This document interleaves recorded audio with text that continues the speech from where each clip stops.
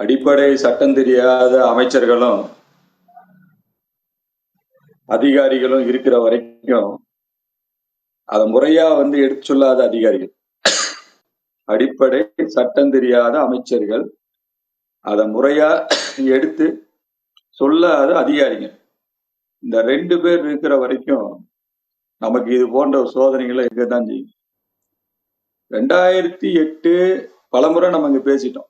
புள்ளி விவர சட்டம் செக்ஷன் 3 படி மாநில அரசுக்கு எப்ப வேணும்னாலும் எடுத்துக்கலாம். அந்த லைன் ரொம்ப முக்கியம். எப்ப வேணுமானாலும் எடுத்துக்கலாம். உங்களுக்கு பக்காவா பண்ண முடியும்னா பண்ணிக்கலாம்.